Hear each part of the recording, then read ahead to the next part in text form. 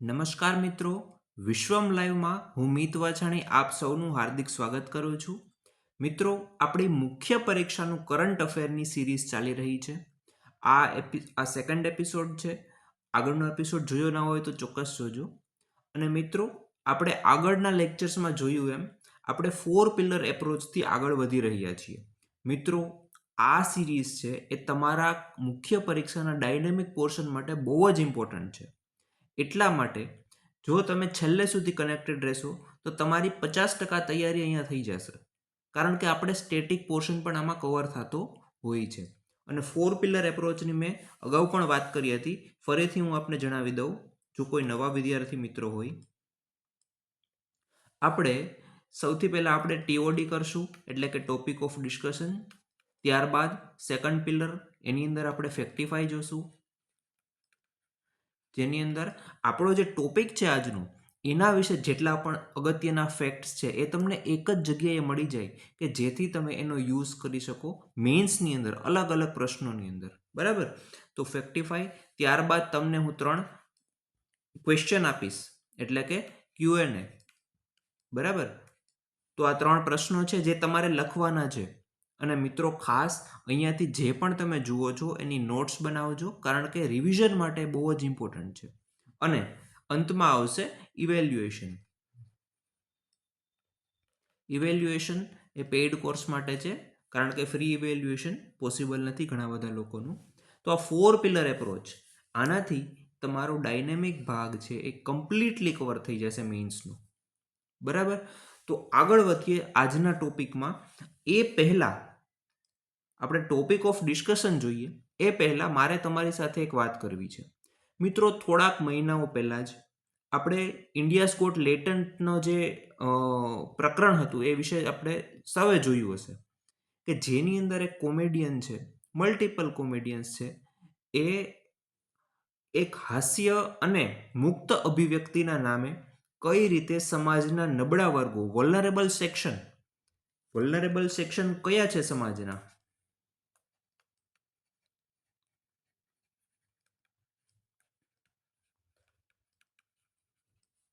જે આપણી મહિલાઓ છે, દિવ્યાંગો છે,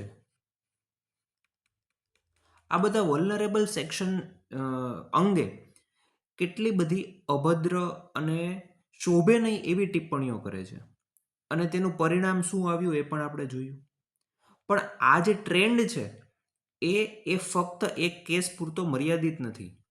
આજના દિવસમાં અથવા આજના સમયે સોશિયલ મીડિયા છે એ એક પ્રકારે મુક્ત અભિવ્યક્તિનું સાધન તો છે, પરંતુ તેના પર કેટલાક રેસ્ટ્રિક્શન, નિયંત્રણ હોવા કેટલા જરૂરી છે એ વિશે સુપ્રીમ કોર્ટ દ્વારા તાજેતરમાં એક ટિપ્પણી કરવામાં આવી.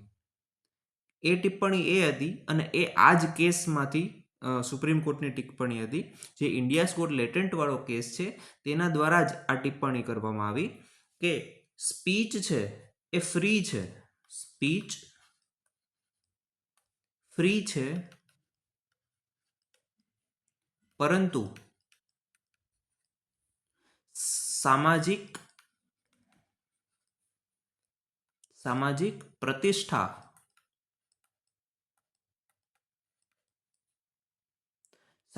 પ્રતિષ્ઠા સાથે રમવું ફ્રી નથી. આ સુપ્રીમ કોર્ટની ટિપ્પણી છે.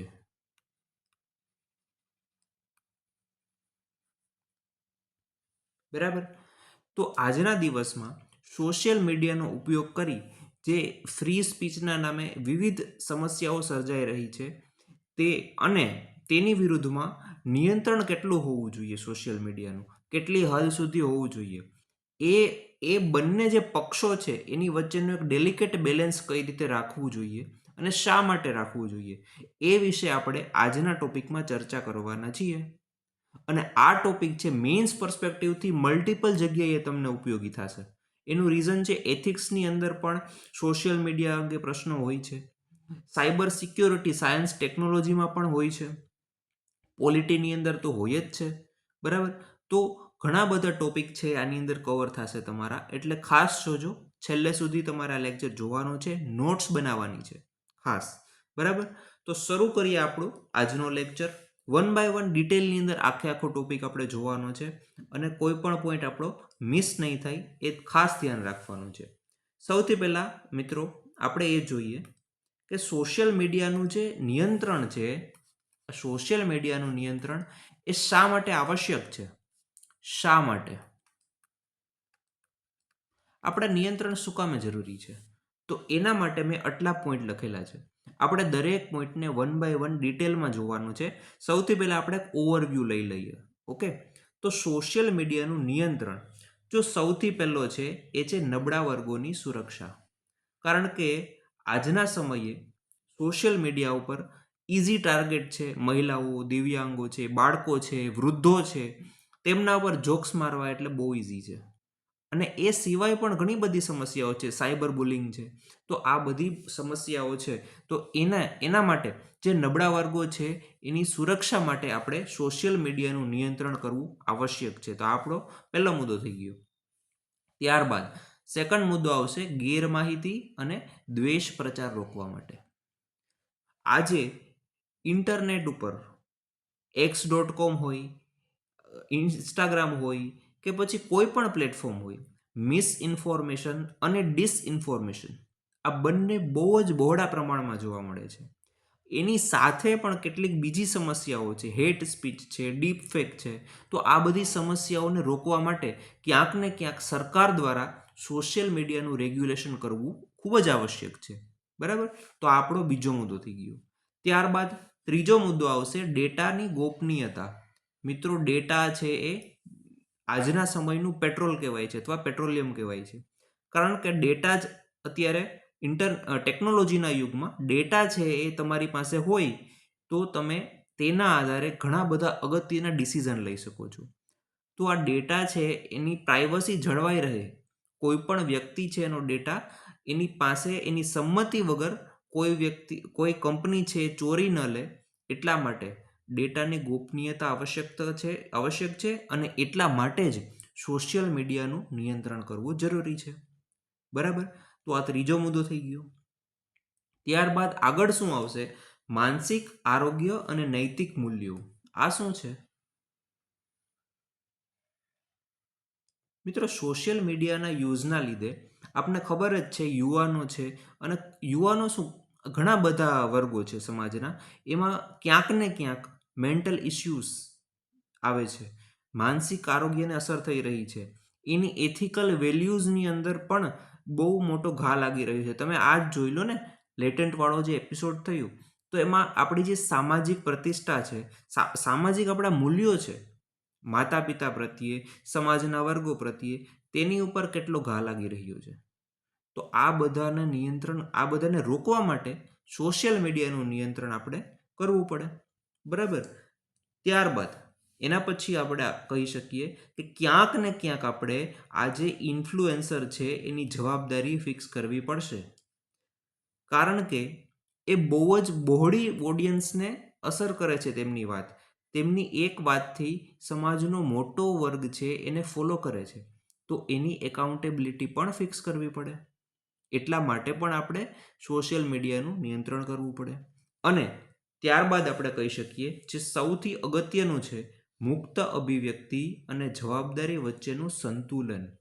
મિત્રો, ફ્રી સ્પીચ છે, બંધારણના અનુચ્છેદ 19(1)માં ફ્રીડમ ઓફ સ્પીચની વાત કરી છે, પરંતુ તેની સાથે 19(2) અંદર 19(2)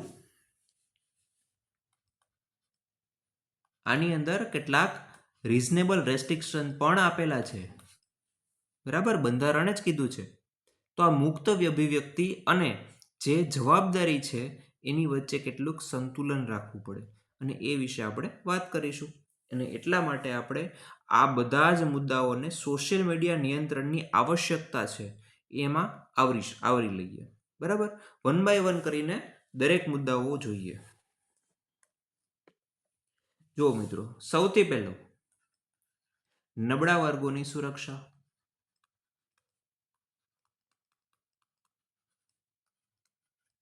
બરાબર, આની અંદર આપણે અગાઉ જોયું એમ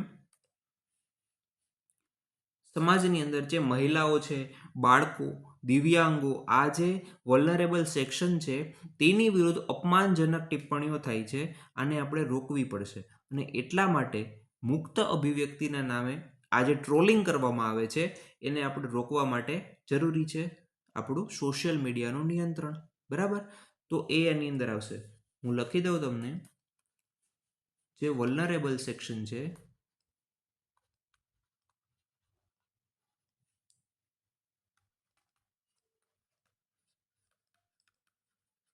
એટલે કે નબળા વર્ગો.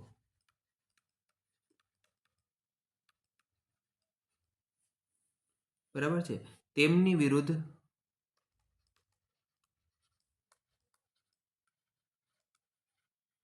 થતી અપમાનજનક ટિપ્પણીઓ અથવા તો ટ્રોલિંગ ને રોકવા. બરાબર? આ સિવાય સાયબર બુલિંગ, અહીંયા લખી શકો તમે, સાયબર બુલિંગ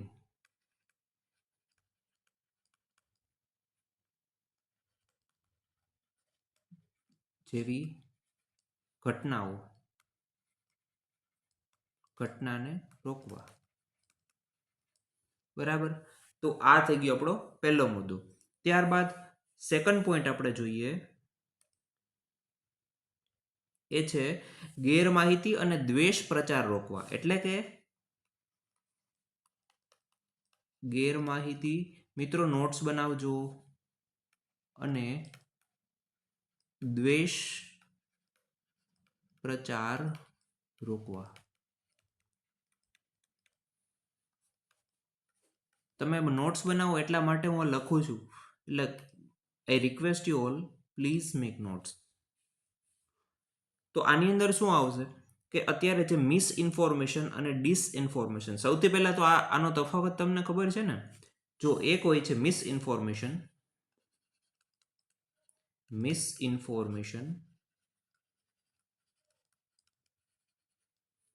અને એક હોય છે ડિસઇન્ફોર્મેશન.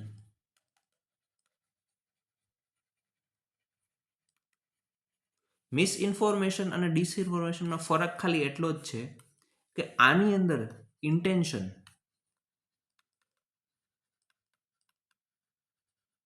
ઇન્ટેન્શનલી ખોટી માહિતી આપવામાં આવે.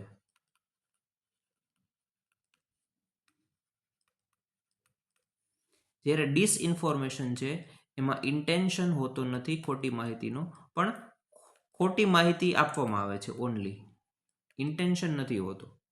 એટલો જ ફેર છે. આમાં પણ ડિસઇન્ફોર્મેશનની અંદર પણ માહિતી તો તમને ખોટી જ આપવામાં આવે.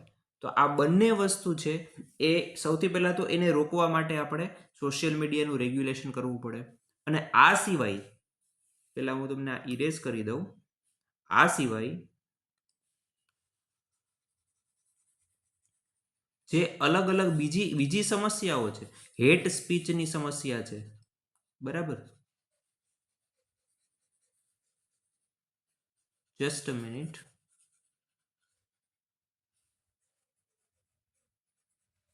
મિત્રો અહીંયા જે પણ લખું છું એ બધી જ નોટ્સ તમારે લખવાની છે. યસ. આ સિવાય જો સૌથી પહેલા મિસઇન્ફોર્મેશન, ઇન્ફોર્મેશન એન્ડ ડિસઇન્ફોર્મેશન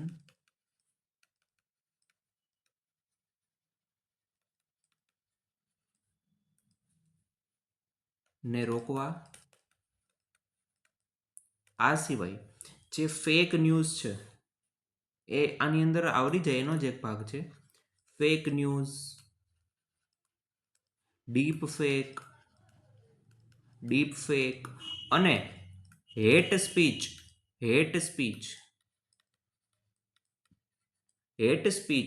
આવી જે ઘટનાઓ છે એના લીધે થાય છે શું કે આપણી લોકશાહીના પાયાઓ નબળા પડે છે.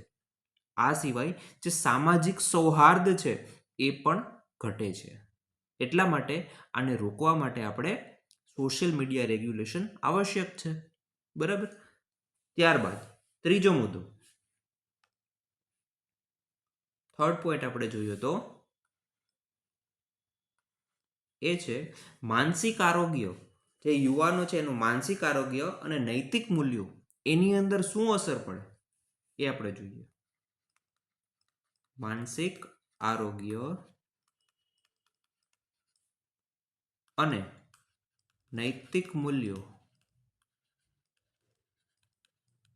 બરાબર. આ સૌથી પહેલા આના વિશે આપણે જાણીએ કે માનસિક આરોગ્ય અને નૈતિક મૂલ્યો એની અંદર કઈ રીતે અસર પડે. તો કે સતત સ્ક્રોલિંગ છે અને જે રીલ્સ અને આપણે શોર્ટ્સ જોવાની ટેવ પડી ગઈ ને એના લીધે થાય છે શું કે એક તો ફોમો જનરેટ થાય. ફોમો ખબર ને તમને, ફિયર ઓફ મિસિંગ આઉટ.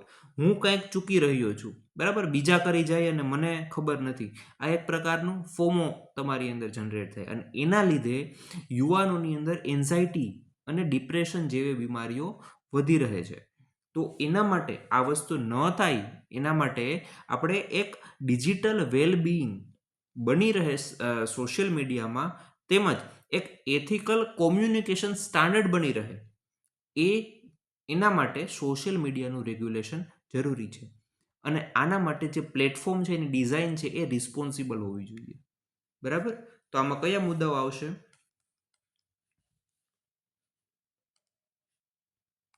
આની અંદર છે સ્ક્રોલિંગ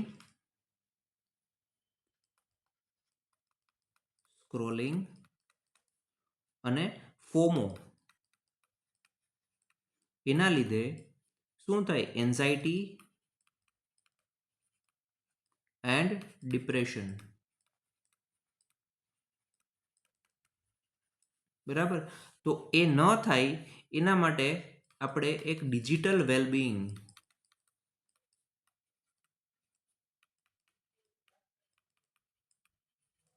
અને રિસ્પોન્સિબલ ડિઝાઇન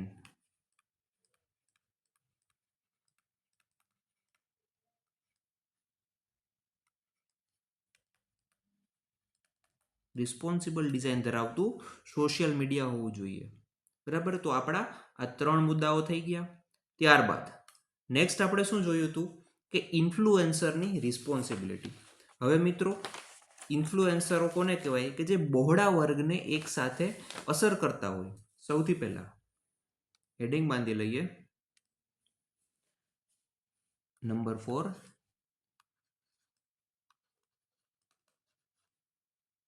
ઇન્ફ્લુએન્સરોની જવાબદારી નક્કી કરવી. એના માટે પણ નિયંત્રણ જરૂરી છે. મિત્રો, જે મોટા મોટા ઇન્ફ્લુએન્સરો છે એ પેઇડ પ્રમોશન કરતા હોય. બરાબર. Paid promotion.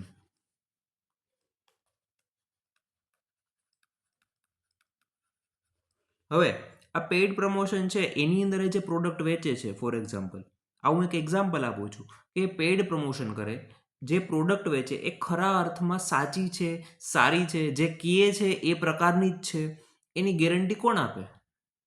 તો એના માટે એની ઉપર એક જવાબદારી તો હોવી જોઈએ ને.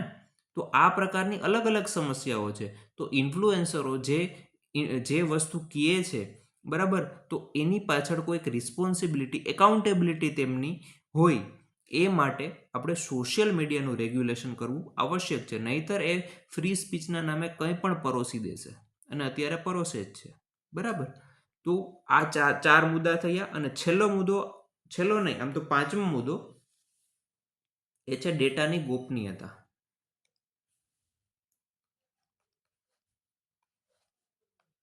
ડેટા ગોપનીયતા.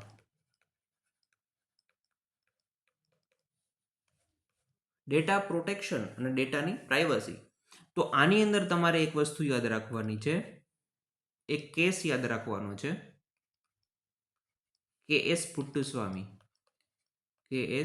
પુટ્ટાસ્વામી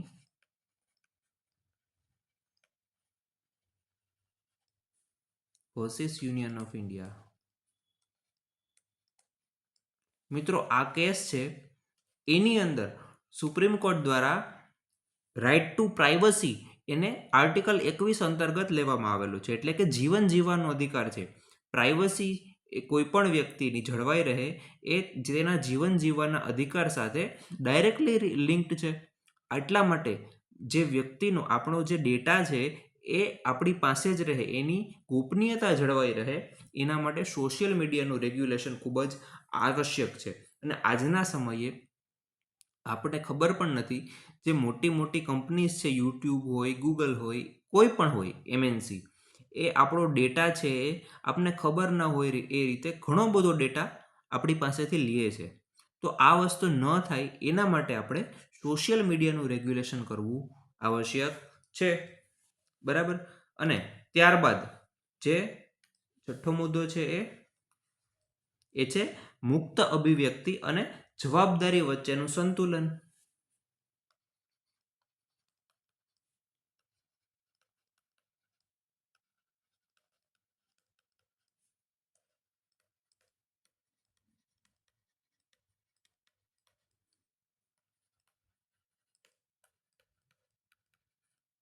આ જળવાઈ રહે એના માટે આપણે સોશિયલ મીડિયાનું રેગ્યુલેશન કરવું પડે.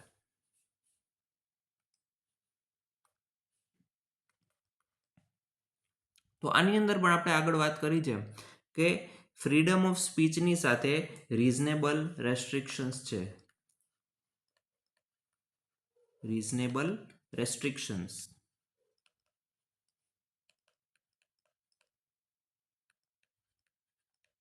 આર્ટિકલ 19(2). બરાબર. તો આટલા મુદ્દાઓ છે કે સોશિયલ મીડિયાનું રેગ્યુલેશન કરવા માટે આ કારણો છે. આ તમે હવે આ જે કારણો છે ને એ તમે ઘણા બધા પ્રશ્નોની અંદર એકબીજા સાથે લિંક થતા હોય, એટલે તમે ઘણા બધા પ્રશ્નોમાં આ કારણો છે એક યા બીજી રીતે લખી શકો. એટલા માટે જ કહું છું કે આ સિરીઝ છે એ તમને ઘણી બધી ઉપયોગી થશે, કારણ કે મેન્સની અંદર એક જ થીમ ઉપર ઘણા બધા પ્રશ્નો પૂછાતા હોય. મતલબ તમને આગલી 47 નંબરની મેન્સની અંદર જે પ્રશ્ન પૂછાણો એની અંદર જે થીમ હતી એ થીમ રિપીટ થઈ શકે આગળની મેન્સમાં, 240માં થઈ શકે. તો થીમ હોય છે, પ્રશ્નોની લેંગ્વેજ ઘણીવાર અલગ હોય છે, પરંતુ થીમ હંમેશા ઘણીવાર સેમ રહેતી હોય છે. એટલા માટે આ તમને જે સિરીઝ છે એ ઉપયોગી થશે. બરાબર. તો અહીંયા સુધી બધાને સમજાઈ ગયું? કોઈને સમજાતું ના હોય તો કોમેન્ટ સેક્શનની અંદર તમારો ડાઉટ છે પૂછી લેજો. I request you all, please comment સેક્શનમાં તમારો ડાઉટ પૂછજો, હું તમને આન્સર આપી દઈશ. હવે આપણે જોવાના છે પડકારો. પડકારો જોતા પહેલા એક જ મિનિટ. હા મિત્રો, તો આપણે જોયું કે સોશિયલ મીડિયાનું રેગ્યુલેશન કરવું એમાં એની આવશ્યકતા શું છે એ આપણે જોઈ. હવે આપણે જોઈએ કે આ રેગ્યુલેશન કરવામાં પડકારો છે કેટલાક, નિયંત્રણ કરવામાં કેટલાક પડકારો છે, ચેલેન્જીસ છે. તો એ વિશે આપણે વન બાય વન વાત કરવાની છે. સૌથી પહેલું તો જો મિત્રો, આજે સોશિયલ મીડિયા છે એ એવું તો નથી કે કેટલાક હજારો કે લાખો લોકો વાપરે. કરોડોની સંખ્યામાં આજે પોસ્ટ થાય છે ડેઈલી સોશિયલ મીડિયામાં. આવી સ્થિતિમાં સોશિયલ મીડિયાનું રેગ્યુલેશન કઈ રીતે કરવું એ બહુ જ અઘરું છે. બરાબર. તો આપણે પડકારોની અંદર સૌથી પહેલો પડકાર છે કે જે વપરાશકર્તાઓ છે એ અજ્ઞાત છે અને કન્ટેન્ટનું પ્રમાણ ખૂબ જ વધારે છે. તો અજ્ઞાત વપરાશકર્તાઓ અને બહોળો કન્ટેન્ટ, તો આપણું પહેલો પડકાર છે. ત્યારબાદ પારદર્શિતાનો અભાવ. આ શું છે એ વિશે પણ આપણે ડિટેલમાં વન બાય વન ચર્ચા કરશું. પારદર્શિતાનો અભાવ એઝ ઇન કે જે સોશિયલ મીડિયાના પ્લેટફોર્મ છે, યુટ્યુબ હોય, ગૂગલ હોય, એક્સ હોય કે XYZ હોય, કોઈ પણ હોય, એની અંદર એની જે પોલિસીસ છે ને એમાં ટ્રાન્સપરન્સી નથી. તો એ વિશે આપણે ચર્ચા કરીશું. ત્યારબાદ જે હાનિકારક કન્ટેન્ટ, હાર્મફુલ કન્ટેન્ટ છે એની વ્યાખ્યા છે એ અનિશ્ચિત છે. એની અંદર અલગ અલગ મતાંતરો આપણને જોવા મળે છે. તો એ વિશે પણ આપણે વાત કરવી પડશે. એક મોટો પડકાર છે.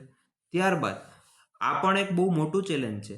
જો ઓવર રેગ્યુલેશન, વધુ પડતું નિયંત્રણ છે એ સેન્સરશિપ માં પરિવર્તિત ન થઈ જાય એનું પણ આપણે ધ્યાન રાખવું પડે ને.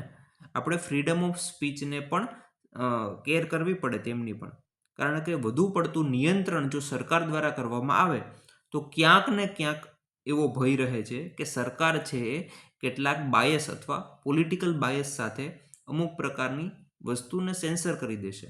તો આપણે ફ્રીડમ ઓફ સ્પીચને પણ પ્રોટેક્ટ કરવાની છે. ત્યારબાદ રાજકીય નિષ્પક્ષતા એટલે કે સોશિયલ મીડિયા પ્લેટફોર્મ છે એની પોલિટિકલ ન્યુટ્રાલિટી છે કે નહીં, એ અંગે પણ કેટલાક પ્રશ્નો છે. તો એ પણ મોટો પડકાર છે. અને છેલ્લે આપણે જોશું જે વિદેશી સર્વર છે એના અધિકાર ક્ષેત્રની મર્યાદા. તો આ 6 આપણા મુદ્દાઓ છે સોશિયલ મીડિયા રેગ્યુલેશનની સામે કયા ચેલેન્જીસ છે એમાં. તો વન બાય વન જોઈએ આપણે, એક પછી એક. બરાબર. સૌથી પહેલો પડકાર આપણે શું જોયો હતો મુદ્દો, એ છે અજ્ઞાત વપરાશકર્તાઓ અને કન્ટેન્ટનું પ્રમાણ.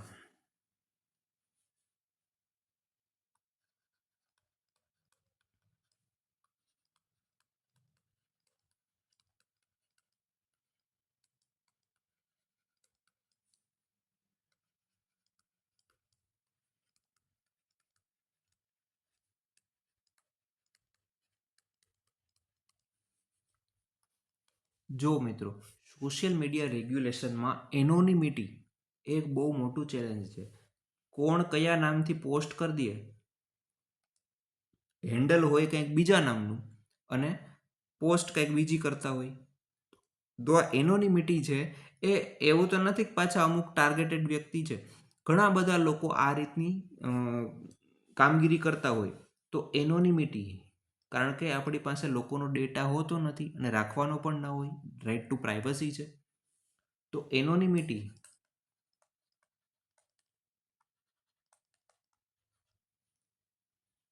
અને huge content, huge volume of content, આ એક બહુ મોટું ચેલેન્જ છે. એટલા માટે સોશિયલ મીડિયા રેગ્યુલેશન કરવા માટે. સેકન્ડ, બીજો મુદ્દો આપણે જોયો, ટ્રાન્સપરન્સી લેક કરે છે, પારદર્શિતાનો અભાવ.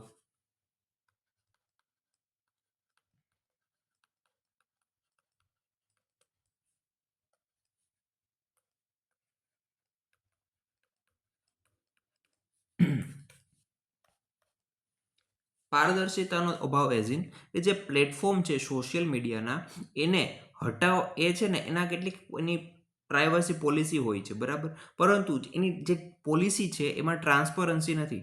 એના જે કન્ટેન્ટ હટાવવાનો જે નિર્ણય છે એની અંદર પણ એ સ્પષ્ટતા નથી આપતા. જે પ્લેટફોર્મ છે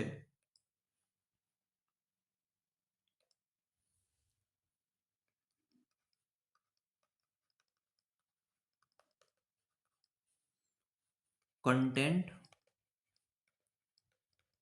હટાવવાના નિર્ણયમાં સ્પષ્ટતા આપતા નથી.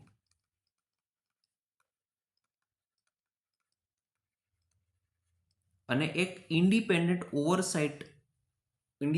ઓવરસાઇટનો પણ અભાવ જોવા મળે છે.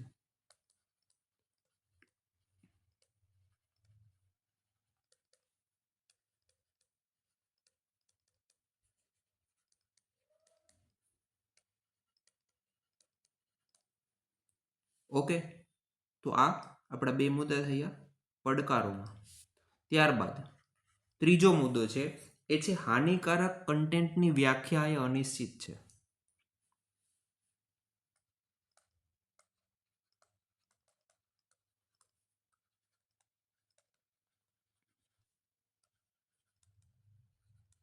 અનિશ્ચિત,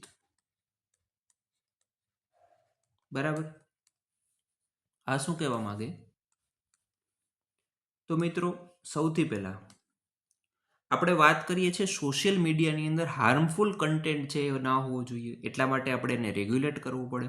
પરંતુ પ્રોબ્લેમ એ છે કે હાર્મફુલ કન્ટેન્ટ કેવું કોને, એ વિશે અલગ અલગ રાજનૈતિક છે, સામાજિક છે, સાંસ્કૃતિક છે, એની અંદર મતભેદો જોવા મળે. એમાં રાજકીય, સામાજિક અને સાંસ્કૃતિક મતભેદો જોવા મળે. એટલા માટે એક સહમતિ ન બની શકે, બરાબર, અને એટલા માટે આપણે નિયમન કરવું અઘરું બની જાય. ઓકે, તો આ 3 મુદ્દાઓ. ત્યારબાદ આપણે ચોથો મુદ્દો જે જોયો હતો એ છે કે મુક્ત ભાષણ સામે સેન્સરશિપનો ભય.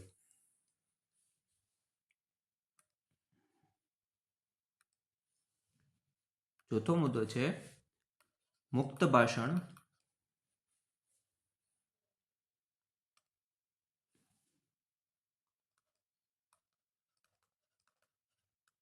સામે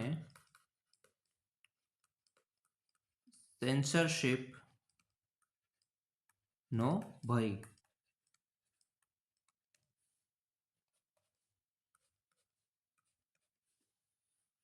તો આની અંદર આપણે શું જોયું?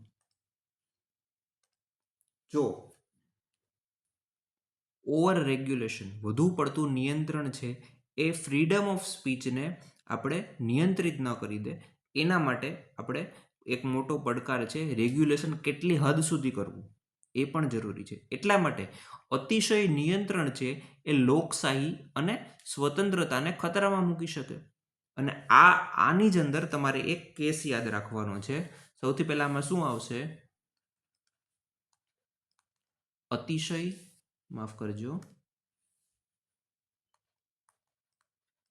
અતિશય નિયંત્રણ લોકશાહી અને વાણી સ્વતંત્રતા ને ખતરામાં મૂકી શકે.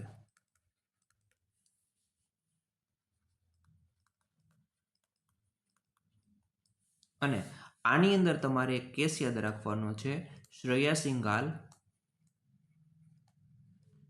Singhal versus union of India 2015. આ કેસની અંદર થયું હતું શું કે સુપ્રીમ કોર્ટ દ્વારા જે આઈટી એક્ટ 2000 છે એનો સેક્શન 66A એને રિમૂવ કરી દીધો. શા માટે? કારણ કે એની વ્યાખ્યા બહુ વેગ હતી.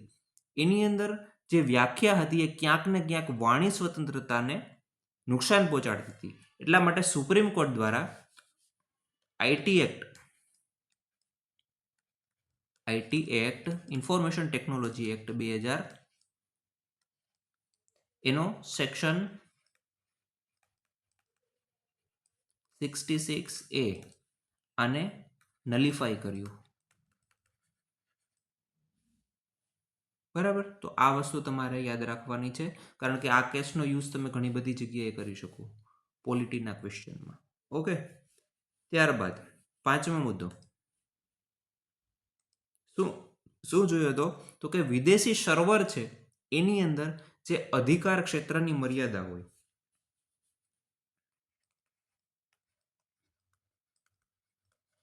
વિદેશી સર્વર અને અધિકાર ક્ષેત્ર ની મર્યાદા. જો મિત્રો, ભારતની અંદર જે મોટી મોટી કંપની છે એની અંદર બહારની બહુ બધી કંપની છે. ઇનફેક્ટ બહારની જ કંપની છે ને, જેમ કે ગૂગલ છે, માઇક્રોસોફ્ટ છે, એમેઝોન છે, યુટ્યુબ છે, બરાબર, આ બધી જ ગૂગલની જ છે. તો આ બધી કંપની છે. હવે એ બધી કંપની છે, એનો ડેટા છે એ કંઈ ભારતની અંદર નથી હોતો. ઘણી બધી કંપનીનો ડેટા ભારતની બહાર, જેમ કે ગૂગલનો ડેટા છે, યુટ્યુબનો, એ યુએસએની અંદર સ્ટોર થાય. તો યુએસએમાં જે ડેટા સ્ટોર થાય છે એની ઉપર આપણે ભારતનો નિયમ, ભારતનો કાયદો કઈ રીતે લાગુ પાડી શકીએ? તો ત્યાં એક મર્યાદા આવી જાય, કારણ કે ત્યાં ભારતનો કાયદો લાગુ ન પડી શકે. તો આ એક બહુ મોટો ચેલેન્જ છે સોશિયલ મીડિયા રેગ્યુલેશનમાં. શું છે?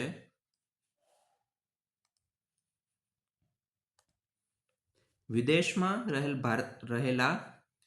વિદેશમાં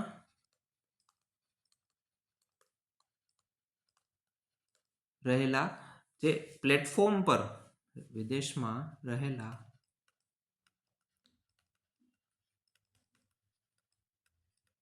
ભારતીય કાયદાનો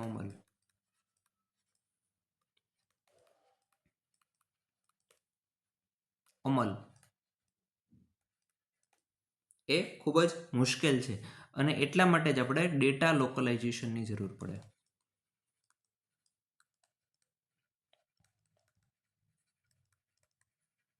એની જરૂર પડે. ઓકે.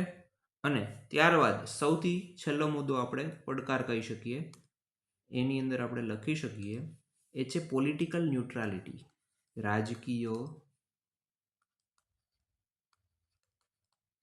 નિષ્પક્ષતા અંગે પ્રશ્નો. ઘણા બધા સોશિયલ મીડિયા પ્લેટફોર્મ ઉપર સવાલ ઉઠાવવામાં આવે છે કે એની પોલિટિકલ ન્યુટ્રાલિટી નથી.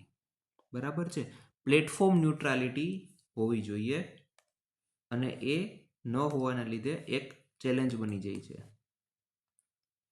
પ્લેટફોર્મ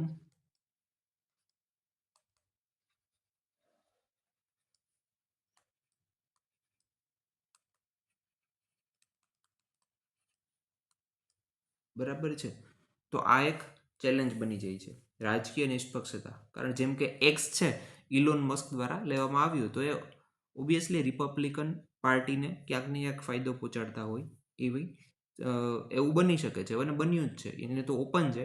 ભારતની અંદર પણ એવું બની શકે કેટલાક પ્લેટફોર્મ છે એ કોઈ સ્પેસિફિક પાર્ટીને મદદ પહોંચાડતા હોય. તો આ આપણા પડકારો હતા. બરાબર, તમને આની અંદર કોઈ પણ જાતનો ડાઉટ હોય તો કમેન્ટ સેક્શનની અંદર જણાવવા વિનંતી. ત્યારબાદ આપણે આગળ જોઈએ કે હવે આ બધા આવશ્યકતા જોઈ, આપણે પડકારો જોયા, તો હવે આપણે આગળનો માર્ગ શું હોઈ શકે એ વિશે આપણે ચર્ચા કરીશું. બરાબર, આગળનો માર્ગ. તો મિત્રો, આગળનો માર્ગ શું હોઈ શકે? તો એની અંદર આપણે વન બાય વન કરીને જોઈએ. સૌથી પહેલાં છે અને સૌથી ઇમ્પોર્ટન્ટ છે એ છે મજબૂત કાનૂની માળખું. આ શું છે એ આપણે ડિટેલની અંદર જોશું. કારણ કે આઈટી એક્ટ છે એ 2000ની સાલમાં આવેલો. હવે 2000ની સાલમાં આવેલો કાયદો 2025ની જે ન્યૂ એજ ક્રાઇમ છે એને કઈ રીતે હેન્ડલ કરી શકે, તો એમાં ઘણા બધા સુધારાની આવશ્યકતા છે. એ વિશે આપણે ડિટેલની અંદર જોશું. ત્યારબાદ અલ્ગોરિધમિક પારદર્શિતા, આ વિશે પણ આપણે ચર્ચા કરશું. સંસ્થાગત કેટલાક સુધારાઓ કરવા પડશે, કેપેસિટી બિલ્ડિંગ, ઇન્સ્ટિટ્યુશનલ કેપેસિટી વધારવી પડશે. આ ઉપરાંત ડિજિટલ સાક્ષરતા એ વિશે પણ આપણે ચર્ચા કરશું. અને ત્યારબાદ આંતરરાષ્ટ્રીય સહકાર, ઇન્ટરનેશનલ કોલેબોરેશન. તો આ 5 મુદ્દાઓ છે આગળનો માર્ગ આપણે કઈ રીતે આગળ વધી શકીએ. બરાબર, વન બાય વન કરીને આપણે જોઈએ. સૌથી પહેલા આપણે શું જોયું હતું? મજબૂત કાનૂની માળખું. પહેલો મુદ્દો મજબૂત કાનૂની માળખું. તો જેમ મેં વાત કરી એમ જે આઈટી એક્ટ 2000 છે એ 2000ની સાલમાં આવેલો કાયદો છે.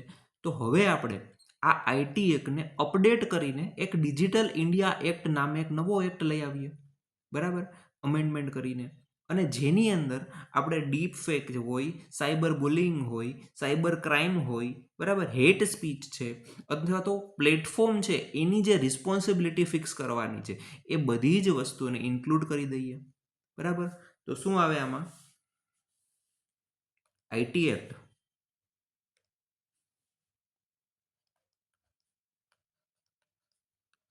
આઈટી એક્ટ 2000ને અપડેટ કરીને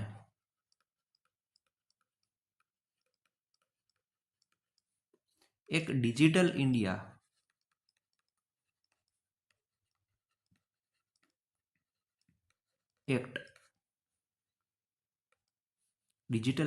એક્ટ લાવવામાં આવે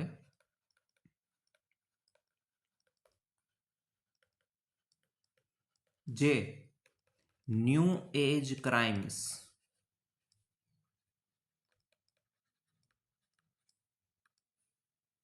જેમ કે ડીપ ફેક, સાયબર ક્રાઇમ્સ અથવા સાયબર બુલિંગ,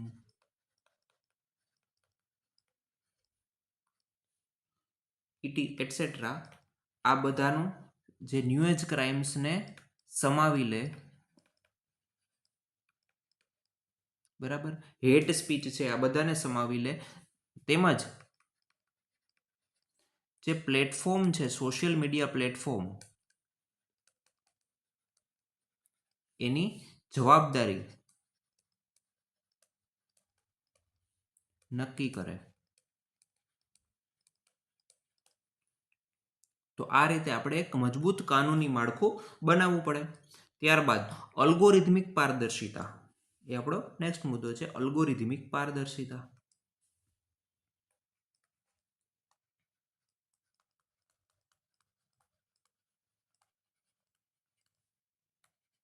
પારદર્શિતા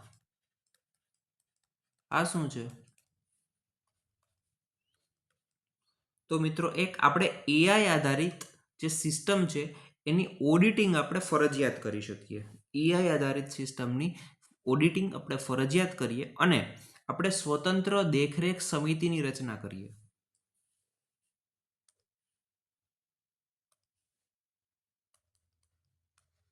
એઆઈ આધારિત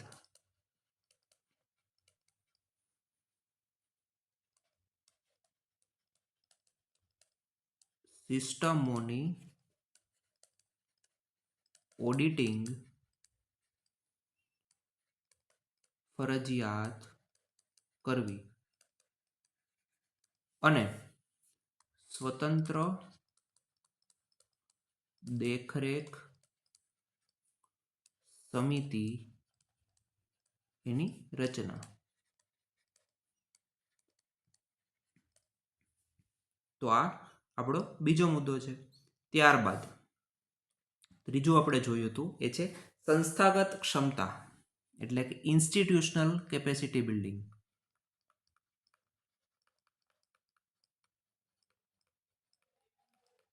સંસ્થાગત ક્ષમતા તો આ શું શકીએ છે કે આપણે અલગ અલગ ઇન્સ્ટિટ્યુશન જેમ કે સાયબર ફોરેન્સિક લેબ છે, આ સિવાય જે એઆઈ મોનિટરિંગ ટૂલ્સ છે એનો વિસ્તાર કરી શકીએ.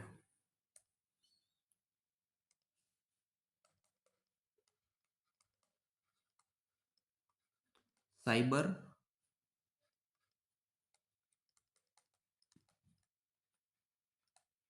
ફોરેન્સિક લેબ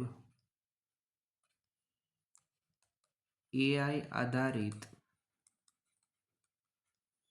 મોનિટરિંગ ટૂલ્સ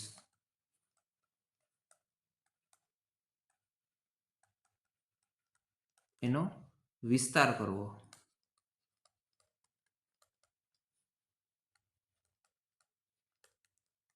જેમ કે આપને ખબર છે પીઆઈબી નું ફેક્ટ ચેક હોય છે. ફેક્ટ ચેક તો આ એક ઇન્સ્ટિટ્યુશન થયું, બરાબર, જે ફેક્ટ ચેકિંગનું કામ કરે છે. આ રીતે આપણે સાયબર ફોરેન્સિક લેબની આપણે રચના કરી શકીએ, એનો વિસ્તાર કરી શકીએ. ઓકે, તો આપણા 3 મુદ્દા થયા. ત્યારબાદ આપણે શું જોયું હતું? જે સાયબર ફોરેન્સિક લેબ વાળો ઇન્સ્ટિટ્યુશન કેપેસિટી બિલ્ડિંગ થઈ ગઈ. હવે આપણે ડિજિટલ સાક્ષરતા કઈ રીતે વધારી શકીએ? કારણ કે ફક્ત સરકાર દ્વારા પ્રયાસોથી કામ નહીં થાય, લોકોને પણ સાક્ષર કરવા પડશે. એ છે ડિજિટલ સાક્ષરતા.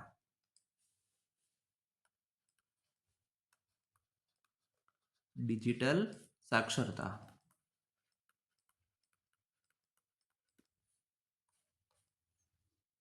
ડિજિટલ સાક્ષરતા કારણ કે લોકો છે જ્યાં સુધી આ મિસઇન્ફોર્મેશન છે, ડીપ ફેક છે, સાયબર બુલિંગ છે, સાયબર ક્રાઇમ્સ છે એના વિશે અવેર નહીં થાય ત્યાં સુધી આવી ઘટનાઓ બનતી રહેશે.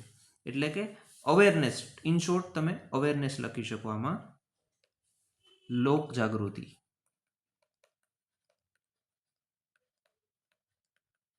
બરાબર. આની અંદર અને એક બીજું લખી શકો એ છે રિસ્પોન્સિબલ ઓનલાઈન બિહેવિયર.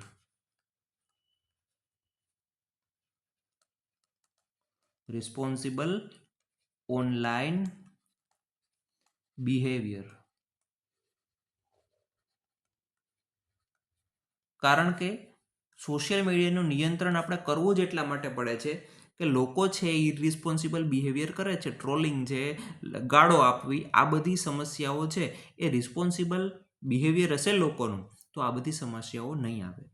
ઓકે, તો આપણે આ 4 મુદ્દાઓ જોઈએ ને સૌથી છેલ્લે આપણે લખી શકીએ એ છે ઇન્ટરનેશનલ કોલેબોરેશન, એટલે કે આંતરરાષ્ટ્રીય સહકાર. આંતરરાષ્ટ્રીય સહકાર.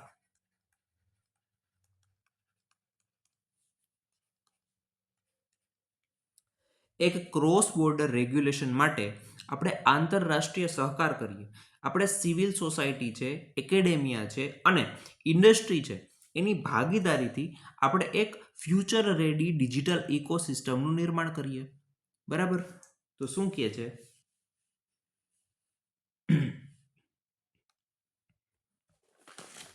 કે આંતરરાષ્ટ્રીય સહકારમાં આપણે લખી શકીએ ક્રોસ બોર્ડર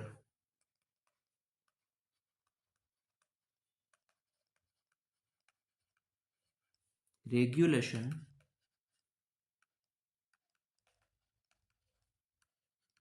માટે આંતરરાષ્ટ્રીય સહકાર. આ ઉપરાંત જે સિવિલ સોસાયટી છે, સિવિલ સોસાયટી, એકેડેમિયા અને ઇન્ડસ્ટ્રી એની ભાગીદારીથી આપણે એક ફ્યુચર રેડી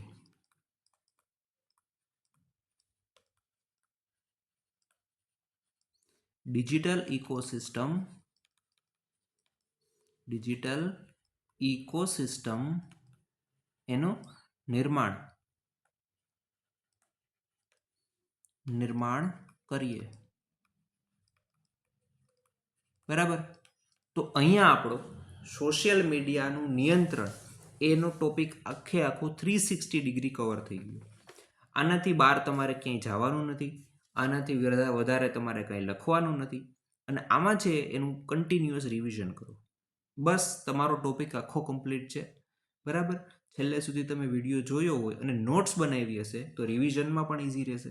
હવે આપણે આપણો બીજો પિલર જોશું, ફેક્ટિફાઈ, જેની અંદર તમને બધા જ ફેક્ટ્સ અને ડેટા એકસાથે કરાવી દઉં છું. તમારે આ નોટ કરી લેવાના છે. બરાબર? સૌથી પહેલા તમે આ સેન્ટેન્સનો યુઝ કરી શકો.